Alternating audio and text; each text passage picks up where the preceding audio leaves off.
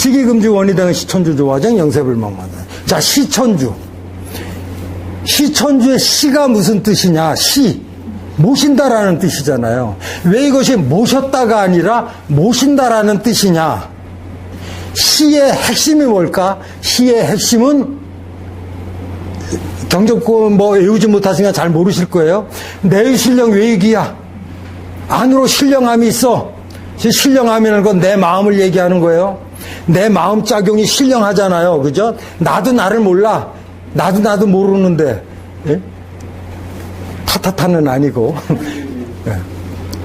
신령함이에요. 외유기야.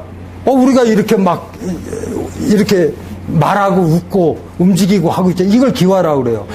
내 마음 작용의 신령함, 내 육신에 움직이는 외유 기화, 이것이 뭐예요? 하늘님의 조화의 은덕이란 말이에요. 내유 신령 외유 기화. 이것을 일세지인 세상 사람들이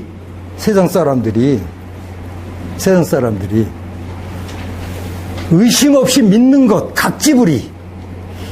하늘님의 은덕으로서, 하늘님의 조화의 은덕으로서 내가 화생을 했고, 화생한다라는 거예요. 화생은 태어났다라가 아니라 내가 이렇게 생활하는 걸 화생이라고 그래요.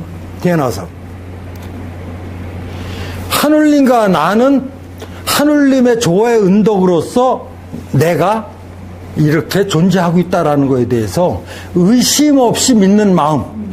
하늘님과 내가 분리가 될 수 없는, 하늘과 나는 하나다라는 생각을 의심하지 않는 마음이 각지분리예요. 제각각 옮기지 못함을 안단 말이야.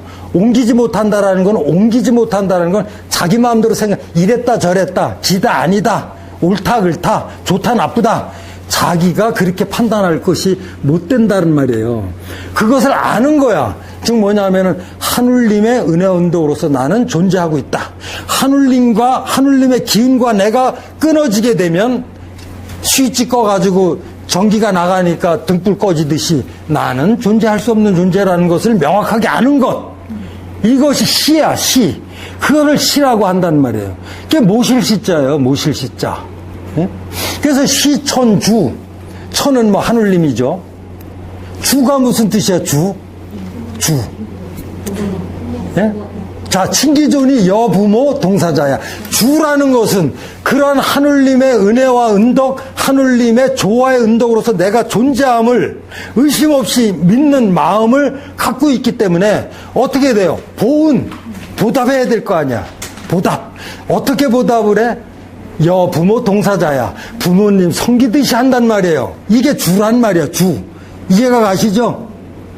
그러면은 시천주가 모셨다라고 얘기하는 게 시천주야, 모신다가 시천주야. 답이 나오죠? 예. 부모님처럼 모시는 것. 모시는 것도 어떻게 모셔? 부모님 섬기는 것 같이 모시는 거예요. 그럼 부모님 섬기는 것 같이 모시는 것을 어떻게 모시는 거야? 어떻게? 자식이 부모한테 어떻게 하는 것일까? 그러면은 부모처럼 모셔야 되는 것이 뭘까? 이거 수업 몇 번씩 들으셨잖아요. 예? 예. 하늘님을 부모님처럼 모시는 방법. 그렇기 때문에 우리는 밥 먹을 때 자나 깨나 뭐 할 때마다 신고를 하는 거예요. 엄마 나 어디 갔다 올게. 엄마 갔다 왔어요. 뭐 할게요. 막 모든 거를 고하듯이 우리는 하늘님한테 고한단 말이에요. 왜? 부모님처럼 섬기는 방법이란 말이에요. 그러면 그 하늘님이 어때요? 엄마가 아무 대꾸도 안 하나? 잘했니? 수고했다. 잘 갔다 와라. 그래, 열심히 해라. 답을 주잖아요. 그 하늘님의 답을. 그걸 우리는 강화라고 그래요. 강령 강화를 대단한 거로 보시면 안 됩니다. 강령 강화를 대단한 도의 경지로 생각하는 순간에 천도교와 세상은 멀어지는 거예요. 멀어지는 거란 말이야.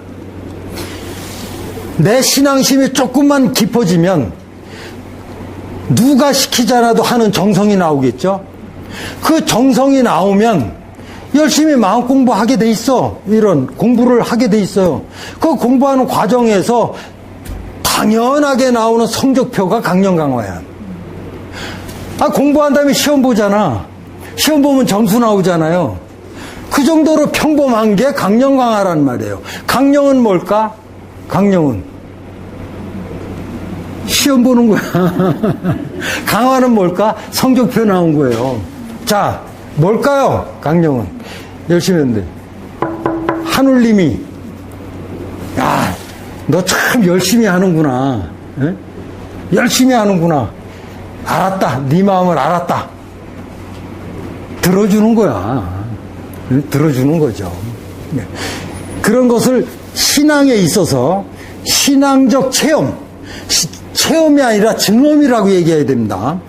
신앙적 증험을 대단한 거로 생각하는 종단, 대단하게 생각하는 신앙, 그걸 대단하다라고 얘기하는 그 신앙인 종교인이 있다 그러면은 참 엄청난 외계인이죠. 당연히 밥 먹으면 배부른 거 아니야. 그잖아요. 먹고 싶은 거 먹으면 맛있잖아요. 이쁘면 사랑스럽지, 귀여우면 사랑스럽고, 이게 당연한 논리거든요. 그것이 우리한테 오는, 신앙하는 사람한테 오는 신앙적 증언이에요. 내가 그 믿음과 정성을 다해서 조금만 노력해 가면, 금시, 그랬는데도 감흥 안 하면 그놈은 하늘님 있으나 말하지. 그 신앙을 힘들어서 어떻게 해. 그런데 그런 단계가 안 됐어. 그거는 아까 뭐예요? 불신, 불성, 부덕. 참회 반성해야 돼. 내 믿음이 거기까지 닿지를 못했고 내 정성이 거기에 닿지 못했고 믿음과 정성이 없으니까 당연히 부덕이야. 뭐 얘기할 것도 없는 거죠. 남한테 본보기 되는 거야. 이 어린 택도 없는 얘기죠. 그런데 어떻게 하늘님이 가까이 하고 싶어도 못하는 거야. 그래 놓고는 안 된대. 그래 놓고서는 에이 어려워서 못해 먹겠네 하고서는 이제 잡지책이나 뒤지는 거예요. 다른 저 유명한 선생님들 뭐 한다 그러면 따라다녀가지고 잘했네 못했네 재미있었네 어쨌네. 응? 와, 저 사람이 우리 천도교 얘기해줬어 하고 박수나 치고 있고 부끄러운 줄 모르고 창피한 줄 모르고. 이게 우리 지금 현 주소란 말이에요. 네? 얼마나 이게 안타까운 일이에요. 세상에 가깝게 보죠. 천주교의 뭐 추기경이라든지 교황이라든지 유명한 종단에서 하던데 불교의 정종이라든지 총무원장이 됐더라도 일국의 대통령이 됐어도 인사하러 가잖아요. 미사하고 예배 보고 법회에 참석해서 부처님께 이거 하잖아요. 모든 사람들이. 이거 왜 그래요? 그 신앙 앞에서는 절대로 세상에 있는 모든 제도와 세상의 모든 삶의 방편이라는 것들이 그 신앙이라는 위에 있을 수가 없기 때문에 그러는 거예요. 형이 하하게 존재하는 것들이기 때문에 형이 사하의 진리 위에 있을 수 없기 때문에 전부 무릎을 꿇는 거란 말이에요. 근데 왜 우리 천도교인들은 우리 신앙 위에다가 정치인들을 갖다가 앉혀서 우리가 우우하고 무슨 학자들 데려다 우우하고 박수치고 뭐 이런 흥분하면 안 되는데 참 절대로다가 우리가 지금 여기 계신 여성 회원 여러분들이 신앙이란 천도교의 신앙 무국대도 적어도 수훈신법 앞에서 누구한테도 굴하거나 누구한테고 자격지심 이런 걸 가져서는 안 되는 겁니다. 이길 수가 없어요. 왜 그러냐면 우리는 있잖아요. 동학의 진리. 수훈 최재우 대신사님의 정신이 발현되고 있는 동학 천도교의 진리를 통해서 이 세상을 어때요? 천국으로 만들자고 하는 거잖아. 이 세상 사람들을 전부 도덕으로 도덕군자로 만들어서 동기일체 세상을 만들자고 하는 사람들이잖아요. 그런데 우리들 마음속에 세상이 찌그러져가고 있는 내 마음속에 좌가 자리하고 있고 우가 자리하고 있고 뭐 보수니 진보니 이게 자리하고 있어. 천도교인이라고 그러면서 나는 진보야 나는 보수야 좌야 우야 이러고들 앉아있어요. 세상을 다 끌어안고 다 교화하고 다 포독광제해서 끌고 가야 될 동학의 제목들이 못난 세상 사람들이 편이 갈려서 분열하고 싸움질 하는데 거기 편승해가지고 한쪽에 뒤로서 반쪽을 내가 끌어안으면 반쪽을 버려야 되는 거잖아요. 이거를 종교인이 하고 있어요. 신앙을 하고 있어요. 이걸 천주 신앙을 하는 천도교인들이 그런 짓들을 하고 있다고요. 세상에 반을 버리겠대. 그리고 반을 취하겠대요. 그거는 뭐죠? 무국대도 시천주 신앙을 앞세워가지고 세상과 같이 편승하는 거예요. 왜? 세상을 버리는 거겠죠.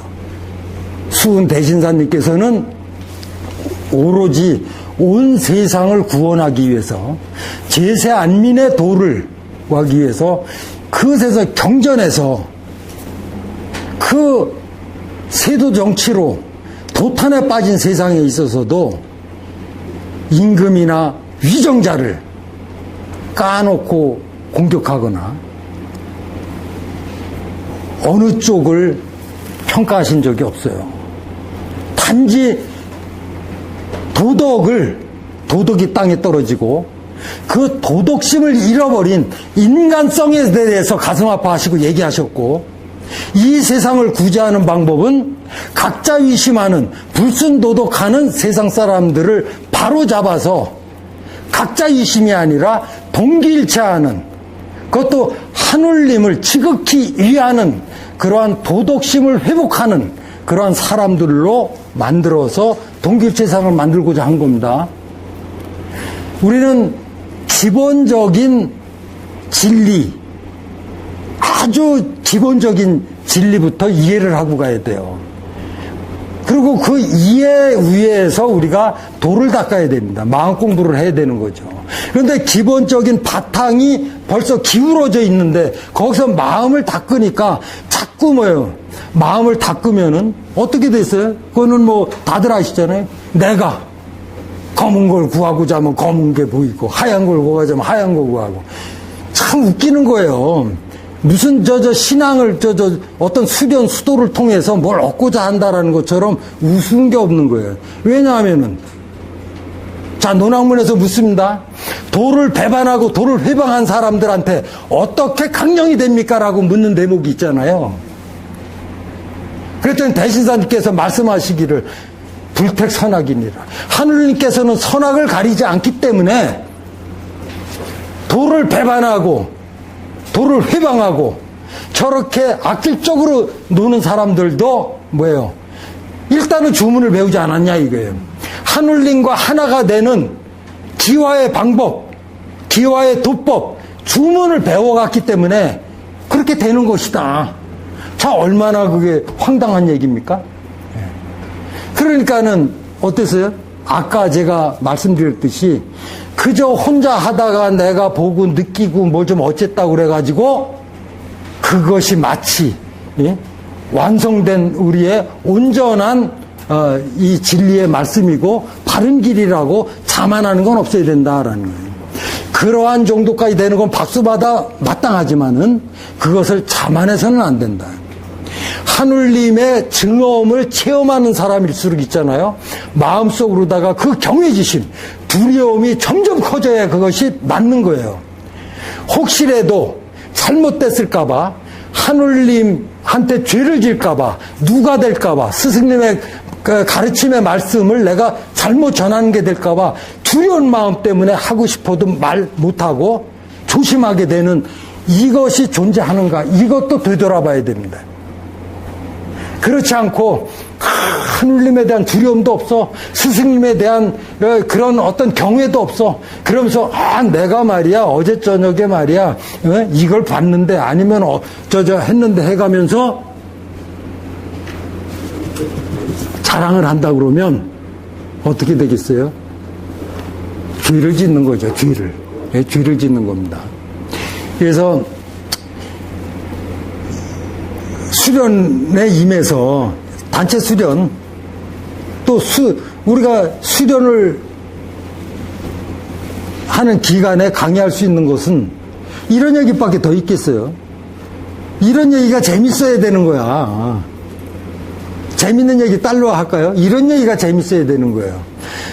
어떻게 재밌어야 돼요? 얼마나 재밌어요? 속으로 다 표현을 못해도 이 셔감, 이 강사가 저렇게 얘기하는데 마음속으로 어때요? 마음속으로 그야말로 가만히 있을 수가 없어야 돼요. 뜨끔따끔 해가지고 속으로 부끄럽기도 하고 당황스럽기도 하고 이래야 돼요. 그런데 이런 말씀에 반론이 마음에서 작용이 된다고 그러면 정말 심각한 겁니다. 이건 제 말씀이 옳다고 제가 주장하기 때문에 이런 얘기를 하는 게 아니에요. 이것도 잘못 오해를 받으면 안 돼요.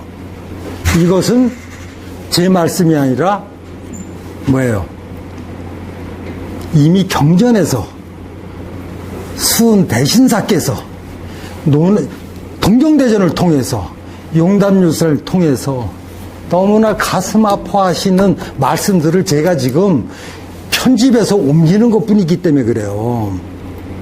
옮기는 거예요. 그게 아니라면 저도 셔감 저 정도 되면 저도 뭐 옛날에 수련을 했는데 화학산에서 일했고 가리산에서 일했고 아마 3박 4일 제가 수련 체험 얘기해도 끝나지 않을 겁니다. 그런데 저는 한 번도 그런 얘기를 들어보신 적이 없으실 거요.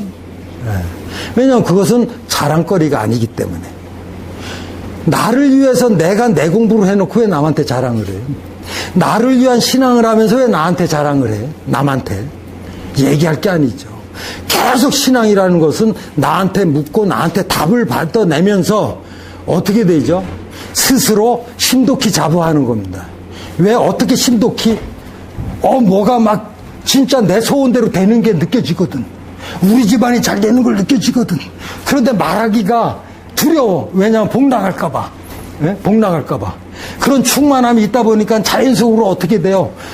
막 남들한테도 다른 사람한테도 인자해져. 막 베풀게 돼.